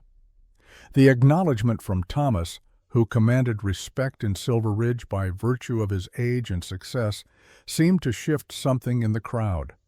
Other voices joined in, offering thanks and praise. Rachel felt her cheeks warm with a mixture of embarrassment and pride. "The credit doesn't all belong to me," she said. "You all took a risk by trusting the process. That took courage." "But you organized it," Henry insisted. "You did the work. You made it happen." As the crowd dispersed, each business owner hauling their goods back to their respective establishments, Jacob touched Rachel's elbow. "You did it," he said quietly. "We did it," Rachel corrected. "I couldn't have done this without the space you gave me to work, without your support." "Still," Jacob said, and there was something in his voice that made Rachel turn to look at him fully. "You saved this town, Rachel. These businesses were dying slowly, strangled by debt they couldn't pay and costs they couldn't control. You gave them a way forward. That matters." The words settled over Rachel like a warm cloak. For so long she'd thought of herself as someone who'd failed, who'd made terrible choices that had ruined her life. But standing here on the main street of Silver Ridge, with evidence of her success surrounding her and Jacob looking at her like she'd hung the moon, Rachel felt something shift in how she saw herself. Maybe she wasn't just a woman who'd been seduced and abandoned. Maybe she was also a woman who could solve problems, who could help people, who could build something meaningful. That evening, there was an impromptu celebration at Martha's boarding house. The business owners gathered in the dining room, and someone produced a bottle of whiskey that had been saved for a special occasion. Toasts were made, thanks offered. Rachel sat at the table with Benjamin in her lap, accepting congratulations with a mixture of pleasure and discomfort. She'd never been comfortable being the center of attention. It was during the celebration that Vernon Caldwell walked in. Rachel saw him first, saw the way he paused in the doorway of the dining room, taking in the scene. He looked much as his photograph had suggested, tall, reasonably handsome, dressed in clothes that suggested he had money to spend on appearances. His eyes found Rachel, and something cold flickered across his face before he arranged his features into a pleasant smile. The room fell quiet. Everyone knew who Vernon was, knew the story of Rachel's arrival in Silver Ridge. The silence was awkward and expectant. "Miss Morgan," Vernon said, crossing the room to stand before her. "I heard you were still in town. I wanted to apologize for my behavior. I reacted poorly to your situation, and I'm sorry for that." Rachel set Benjamin on her hip and stood to face him. "That's kind of you to say, Mr. Caldwell." "I've been thinking," Vernon continued, his voice carrying to every corner of the now silent room, "that perhaps I was too hasty. I'd like to renew my offer. If you're still interested in marriage, I believe we could come to an arrangement." The words landed like stones in still water. Rachel felt every eye in the room on her, felt the weight of expectation. Here was what she'd come to Silver Ridge seeking: a husband, security, respectability. Vernon was offering it all, wrapped up in an apology that probably cost him nothing. "An arrangement," Rachel repeated slowly. "Yes, I have a house, a good income. The boy would need to understand I'm not his father, of course, but I'd provide for him. It would give you the stability you need." Rachel looked at Vernon Caldwell, really looked at him, and saw what she'd been too desperate to see in his letters. She saw a man who thought of human beings in terms of arrangements and provisions, who spoke about Benjamin as the boy with a tone that suggested an inconvenient package rather than a child, who had clearly heard about the cooperative's success and decided that a woman with Rachel's skills might be useful after all. She thought about accepting, about taking the safe path, the respectable path, about giving Benjamin a father in name, if not in truth. Then she glanced at Jacob, who stood near the wall with his arms crossed and his expression carefully neutral, waiting for her decision, trusting her to make the right choice for herself. "Thank you for the offer, Mr. Caldwell," Rachel said clearly, "but I'm not interested." Vernon's pleasant expression slipped slightly. "You're not interested? Miss Morgan, I'm offering you marriage, respectability, a future. Surely you can't expect better." "I don't expect better," Rachel said. "I've found better. I have a job I'm good at. I have people here who value my skills. I have a future I'm building on my own terms. I don't need an arrangement. I need a partner. And you're not that person." Vernon's face darkened. "You're making a mistake. Who do you think is going to marry you knowing what you are, knowing you have a bastard child?" The ugly word hung in the air. Rachel felt anger rise in her chest, hot and righteous. But before she could respond, Jacob was there, moving between her and Vernon with a speed that belied his size. "That's enough," Jacob said, his voice low and dangerous. "You've said your piece. Now leave." Vernon looked at Jacob, at the barely controlled fury in his face, and whatever he saw there made him take a step back. "This is between me and Miss Morgan." "No," Jacob said. "This is between you and the door. I suggest you find it quickly." For a moment Vernon looked like he might argue. Then he glanced around the room, saw the unified disapproval on every face, and apparently decided discretion was the wiser course. He turned and left without another word, the door slamming behind him. The silence that followed was different from before. Rachel looked around the room and saw something that surprised her. Support. Approval even. Martha was nodding. Thomas Pike raised his glass in a small salute. Henry Walsh smiled. "Good riddance," Martha said firmly. "Any man who uses language like that about a child doesn't deserve to be called a man at all." The tension broke and conversation resumed, though in more subdued tones than before. Rachel sat down shakily, pulling Benjamin close. Her hands were trembling, she realized, not from fear or regret, but from the sheer force of standing up for herself, of choosing her own path over the safe one. Jacob came to sit beside her. He didn't touch her, not with everyone watching, but his presence was comfort enough. "You all right?" he asked quietly. "I am," Rachel said, and realized it was true. "I really am." "He might not give up that easily," Jacob warned. "Vernon's the kind of man who doesn't like being told no." "Then he'll have to learn to live with disappointment," Rachel said. "I'm done making myself small to fit other people's expectations." Jacob's hand found hers under the table, hidden from view. He squeezed once, and Rachel squeezed back, and no other words were necessary. But Jacob was right. Vernon didn't give up easily. Over the next week, he made his presence known around Silver Ridge. He spoke to people in the saloon, at the general store, anywhere he could find an audience. Rachel heard the rumors he spread secondhand through Martha and others who wanted to warn her. He told anyone who would listen that Rachel was a woman of loose morals who'd seduced him with false pretenses, that she'd lied about Benjamin being her nephew, that she was using her position in the cooperative to enrich herself at the business's expense. Most people in Silver Ridge dismissed his claims. They'd seen Rachel's work, seen her dedication, seen the results she produced. But there were always a few who were willing to believe the worst, especially about a woman in Rachel's situation. Thomas Pike stopped by the forge one afternoon, his expression troubled. Jacob was working, and Rachel was in the office going over the accounts for the second cooperative order. Pike knocked on the doorframe, hat in hand. "Miss Morgan, could I speak with you for a moment?" Rachel set down her pen. "Of course, Mr. Pike." Pike stepped inside, glancing at Benjamin, who was napping in his cradle. I want you to know that I don't believe what Vernon's been saying.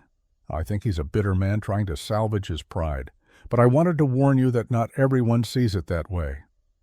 "I appreciate that," Rachel said carefully. "There's talk of bringing in someone from Denver to audit the cooperative's books," Pike continued. "Some folks want to make sure everything's above board.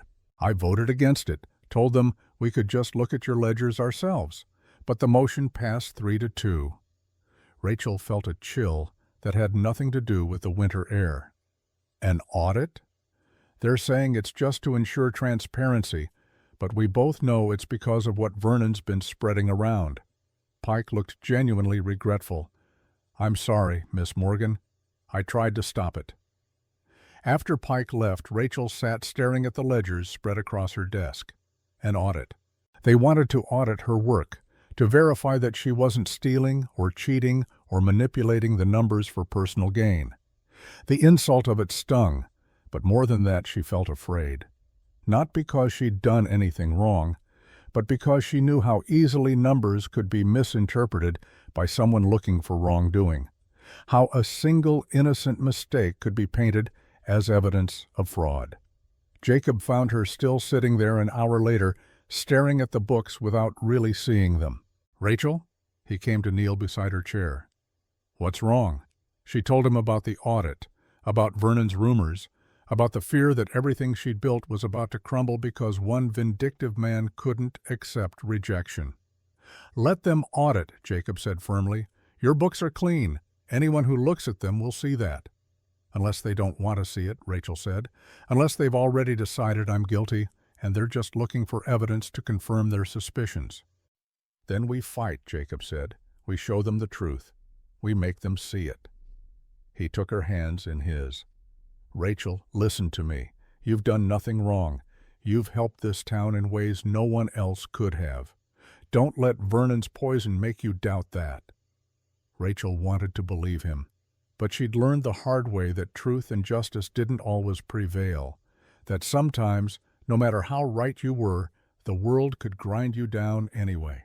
The auditor arrived from Denver on Monday, February 24th, a thin man with wire-rimmed spectacles and an air of professional skepticism. His name was Mr. Whitmore, and he set up in the back room of Henry Walsh's store with all of Rachel's meticulously kept ledgers spread before him. Rachel was required to be available to answer questions, which meant sitting in uncomfortable silence while he pored over every entry, every calculation, every decision she'd made. It took 3 days. 3 days of pointed questions and pursed lips and thoughtful hmms that could mean anything. 3 days of Rachel feeling like she was on trial for crimes she hadn't committed. On the evening of the second day, Rachel returned to the boarding house to find Vernon waiting on the porch. He was smoking a cigar, looking pleased with himself. "Miss Morgan," he greeted her. "How's the audit going?" Rachel tried to walk past him, but he moved to block her path. Benjamin, sensing her tension, began to whimper. "This could all be over," Vernon said quietly, "if you'd just be reasonable. Marry me, and I'll tell Whitmore it was all a misunderstanding. Tell him I was wrong about you. The audit will end, the rumors will stop, and you'll have the security you need."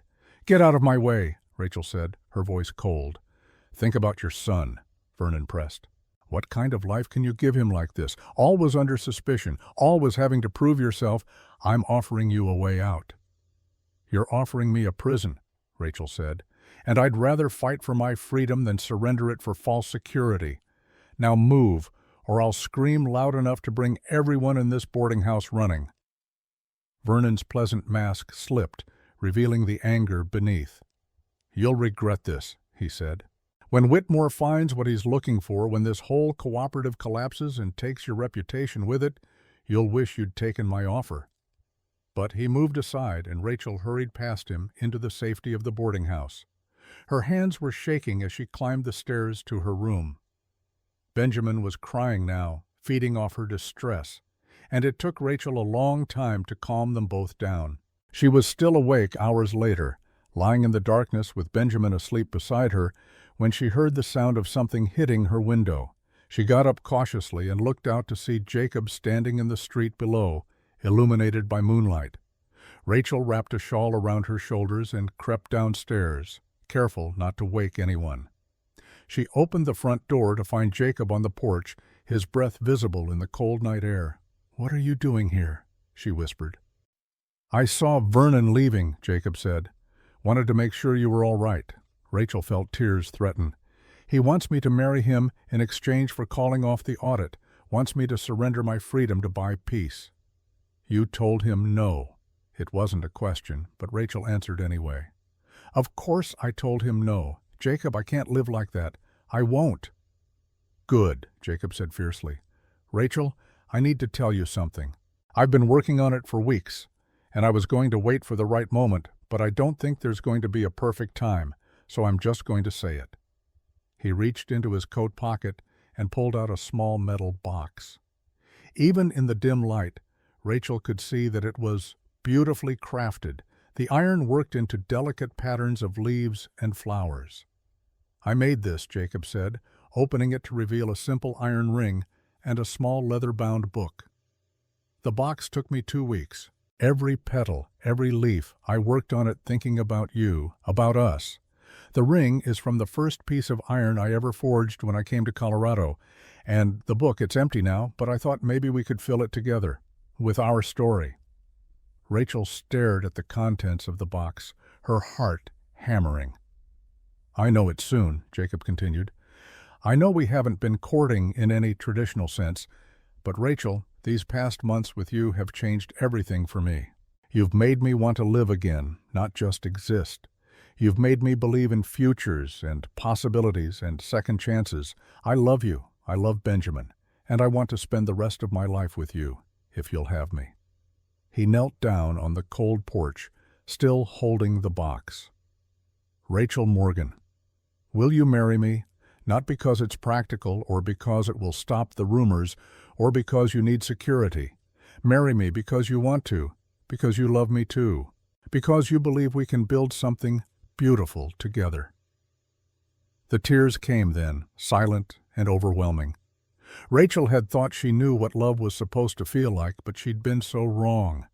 This moment with Jacob kneeling before her, offering not just marriage but partnership, not just security but genuine love, this was what she'd been searching for all along. "Yes," she managed through her tears. "Yes, Jacob, I'll marry you." He got to his feet and pulled her into his arms, and Rachel felt something settle inside her, some piece that had been missing finally clicking into place. This was home. Not a building or a town, but this man, this feeling, this choice they were making together. When they finally broke apart, Jacob slipped the iron ring onto her finger. It was simple and strong and perfect, and Rachel thought she'd never seen anything more beautiful. "Whatever happens with the audit," Jacob said, "we'll face it together. You're not alone anymore, Rachel. You'll never be alone again." The next morning, Rachel returned to the back room of Henry's store where Mr. Whitmore was finishing his examination of the books. She wore Jacob's ring on her finger, and she held her head high as she waited for his verdict. Whitmore looked up from the ledgers, his expression unreadable. "Miss Morgan, I've completed my review." Rachel's heart pounded, but she kept her voice steady. "And?" "Your books are impeccable," Whitmore said, and Rachel could have sworn she heard a note of respect in his voice. "Not only is there no evidence of any wrongdoing, but the organizational system you've implemented is superior to anything I've seen outside of major cities. The cooperative is saving these businesses significant money, and you're taking a minimal fee for a substantial amount of work. If anything, you're undercharging for your services." Relief flooded through Rachel so powerfully that her knees went weak. "So there's no problem?" "None whatsoever. I'll be submitting my report to the cooperative members today, and I'll include a recommendation that they increase your compensation to something more appropriate for the value you're providing." Whitmore closed the final ledger. "For what it's worth, Miss Morgan, whoever raised questions about your integrity was either profoundly ignorant or actively malicious. Your work is exemplary." The cooperative meeting that evening was held in the same back room where the audit had taken place. All 8-member businesses were represented, along with 3 others who'd been considering joining. Mr. Whitmore presented his findings in dry, technical language that nonetheless painted a clear picture. Rachel had done exactly what she'd promised, and done it extraordinarily well. When Whitmore finished, there was a moment of silence. Then Henry Walsh stood up. "I think we owe Miss Morgan an apology," he said. "Some of us, myself included, allowed doubts to creep in. We let outside voices make us question someone who's done nothing but help us. That was wrong." "Hear, hear," Martha Brennan added. "I never doubted for a second, for the record." Thomas Pike cleared his throat. "I was one of the ones who voted for the audit. I was wrong to do so. Miss Morgan, I apologize, and I hope you'll accept a raise in your fee as partial compensation for the insult." Rachel rose to her feet, suddenly aware that every eye in the room was on her. "I appreciate your apologies," she said carefully. "And I don't hold the audit against anyone. You had a right to verify that your interests were being properly served. But I want to make something clear. The rumors about me, the questions about my character, they're not going to stop just because this audit came back clean. There will always be people who want to believe the worst. So I need to know, can this cooperative move forward with me managing it, knowing that my presence might sometimes be controversial?" "Damn right it can," Henry said emphatically. "Anyone who has a problem with you has a problem with me." A chorus of agreement rose from the other business owners. Even Thomas Pike nodded firmly. "Then I'm honored to continue working with you," Rachel said. "And I'm happy to report that I have some personal news as well. Jacob Carter has asked me to marry him, and I've accepted." If she'd been hoping for enthusiastic congratulations, she got them and more. Martha actually squealed, an undignified sound from such a practical woman. Henry started a round of applause. Even Mr. Whitmore, the Denver auditor, smiled and offered his best wishes. In the general celebration that followed, Rachel found herself pulled aside by Thomas Pike. "Miss Morgan," he said quietly, "or should I say, soon to be Mrs. Carter, I wanted to tell you something. When you first came to Silver Ridge, I'll admit I judged you. Single woman with a child, abandoned by her intended, I assumed the worst. But watching you work these past months, seeing what you've accomplished, you've taught me something important. That character isn't about circumstances, it's about choices, and every choice you've made since coming here has been honorable." The acknowledgement from Thomas, who Rachel knew was respected throughout Silver Ridge, meant more than she could easily express. "Thank you," she managed. "That means a great deal." "One more thing," Thomas said. "Vernon Caldwell left town this afternoon. Headed back east, I heard. I suspect he knew what the audit would find and decided to cut his losses. You won't be troubled by him anymore." The news should have brought relief, and it did. But more than that, Rachel felt a kind of vindication. She'd stood her ground, refused to compromise her integrity or her independence, and she'd won. Not because she'd destroyed Vernon, but because she'd simply refused to let him destroy her. The wedding took place on Saturday, February 29th, in the small church at the end of Silver Ridge's main street. It was a simple ceremony, with Martha serving as Rachel's attendant and Henry standing up for Jacob. Benjamin, now nearly 11 months old and starting to pull himself up on furniture, was held by Martha throughout the service, occasionally babbling commentary that made the small gathering laugh. Rachel wore a dress Martha had helped her alter, a deep blue that brought out her eyes. She carried no flowers, it being winter, but Jacob had forged her a small iron rose that she held instead, its metal petals catching the light from the church windows. Reverend Thompson kept the service brief, perhaps sensing that the couple before him had no need for lengthy sermons about the nature of marriage. They'd both been tested enough to know what commitment meant. When it came time for the vows, Jacob's voice was steady and sure. "I, Jacob Carter, take you, Rachel Morgan, to be my wife. I promise to stand beside you, not above you, to value your mind as much as your heart, to help you build the life you deserve, to love Benjamin as my own son, to be your partner in all things, from this day until my last." Rachel's own vows were equally simple. I, Rachel Morgan, take you, Jacob Carter, to be my husband. I promise to share my burdens with you instead of carrying them alone, to trust in your strength and let you trust in mine, to build something lasting with you, to choose you every day for all the days we're given. When Reverend Thompson pronounced them married, Jacob kissed her with a gentleness that still held passion, a promise of the life they would share. The small congregation applauded, and Rachel felt tears of joy slip down her cheeks. The celebration afterward was held at Martha's boarding house, which had been decorated with what winter greenery could be found and candles that made the rooms glow warmly. There was food and music and dancing, and Rachel found herself passed from partner to partner as the business owners and townspeople took turns congratulating her. But the moment she treasured most came late in the evening when Jacob pulled her aside to a quiet corner. He held Benjamin, who was fighting sleep with the determination only a baby could muster, and reached for Rachel's hand. "Thank you," he said quietly. "For what?"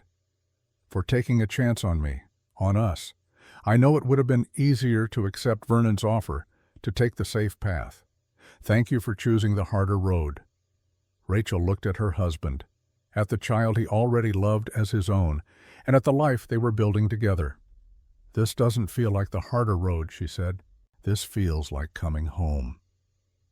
They stayed in that quiet corner for a long moment, the three of them, a family forged not by blood, but by choice.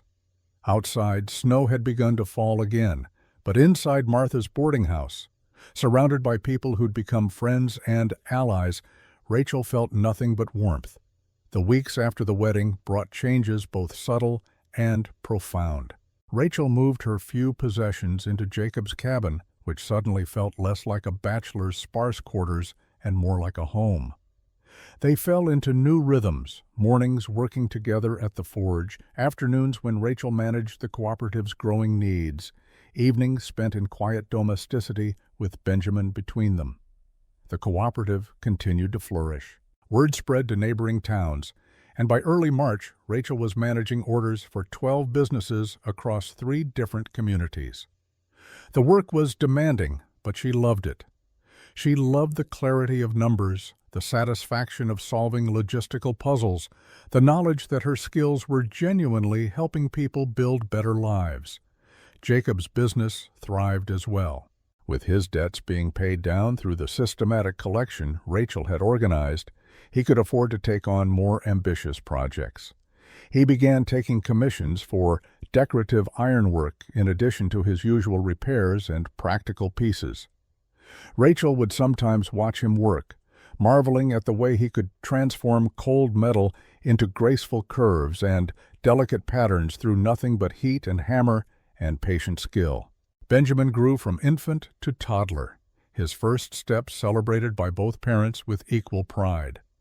Jacob proved to be a natural father, patient and playful, in ways that made Rachel's heart swell.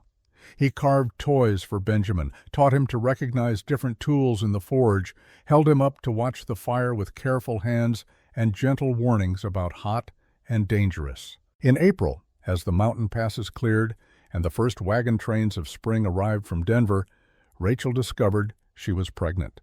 The news filled her with a complex mixture of joy and fear. She remembered too well how Sarah had died, how Jacob had lost his first wife and child in the act of bringing new life into the world. But when she told Jacob, his face transformed with such pure happiness that her fears receded. "We'll do everything right this time," he promised, holding her close. "I'll take you to Denver a month before you're due. We'll find the best doctor. I won't lose you, Rachel. I can't." "You won't," Rachel said, with more confidence than she felt. "We're going to be fine. All of us." The pregnancy progressed normally, and as Rachel's belly grew, so did the cooperative. By summer, they were managing orders worth $3,000 monthly, and Rachel had trained 2 assistants to help with the increasingly complex logistics. The savings the cooperative generated allowed several struggling businesses to expand, creating jobs that brought new families to Silver Ridge. The town itself seemed to be waking from a long winter. New buildings went up, the school expanded to accommodate more students. There was talk of bringing in a regular doctor, of improving the roads, of all the possibilities that came with economic stability. In October, exactly 1 year after Rachel had first arrived in Silver Ridge, she and Jacob stood together on the ridge that gave the town its name. Below them, Silver Ridge spread out in the valley, smoke rising from chimneys, lights beginning to glow in windows as dusk approached. Benjamin, now 21 months old and increasingly independent, played at their feet, collecting interesting rocks with the serious concentration of a much older child. Rachel was 7 months pregnant now, her belly round and prominent beneath her coat. The baby would come in December, exactly 1 year after she'd first stepped off that train with nothing but $18 and hope. Jacob's arm was around her waist, and she leaned into his warmth as they looked out over the town that had become their home. "Do you ever regret it?" Jacob asked quietly. "Not going back east? Not having the life you planned?"